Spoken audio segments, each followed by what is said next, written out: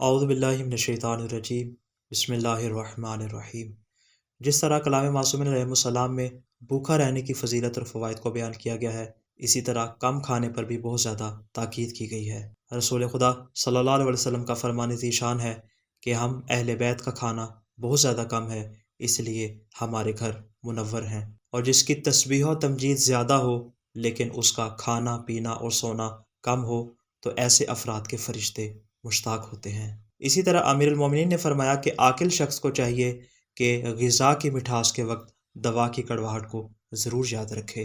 کم کھانے کے جس طرح انسانی جسم پر بہت زیادہ اثرات مرتب ہوتے ہیں، اسی طرح اس کی روح بھی اس کے فوائد و ثمرات سے محروم نہیں رہتی۔ جسمانی اثرات کون سے ہیں؟ پہلا، انسان کا بدن صحیح رہتا ہے۔ رسول خدا صلی اللہ علیہ وسلم ارشاد فرماتے ہیں کہ تمام دواؤں کی سردار کم کھانا ہے۔ امیر المومنین نے ارشاد فرمایا کہ جس کی غذا کم ہوگی اس کی تکلیفیں بھی کم ہوگی۔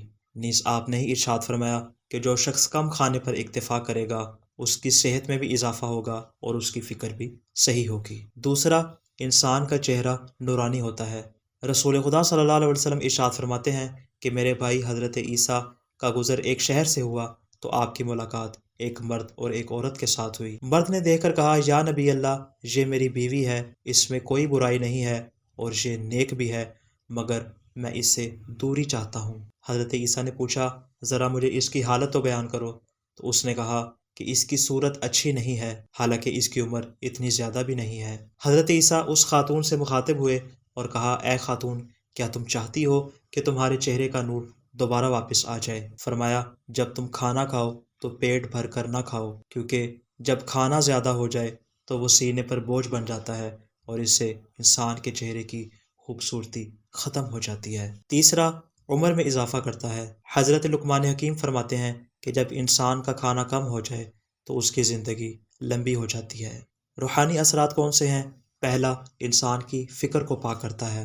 امیر المومنین فرماتے ہیں کہ جس کا کھانا کم ہو جائے اس کی فکر پاک ہو جاتی ہے۔ دوسرا، انسان کا دل منور ہو جاتا ہے۔ رسول خدا صلی اللہ علیہ وسلم ارشاد فرماتے ہیں کہ جب مرد کی غذا کم ہو جائے تو اس کا دل نورانی ہو جاتا ہے۔ تیسرا، شیطان سے نجات دلاتا ہے۔ رسول خدا صلی اللہ علیہ وسلم نے ارشاد فرمایا کہ کم غذا اور کم پانی سے اپنے نفس سے جہاد کرو تاکہ ملائکہ تم پر سایہ کرے اور شیطان تم سے دور ہو جائے۔ چوتھا، کم کھانے والا انسان ملکوت آسمانی میں داخل ہو جاتا ہے۔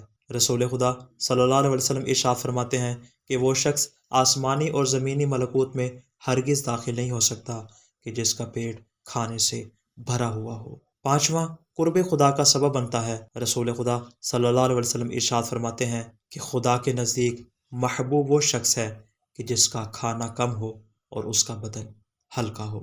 دعائے خالق دو عالم سے کہ وہ ہمیں ہر قسم کی بیماری سے محفوظ فرمائے۔ والسلام علیکم ورحمۃ اللہ وبرکاتہ۔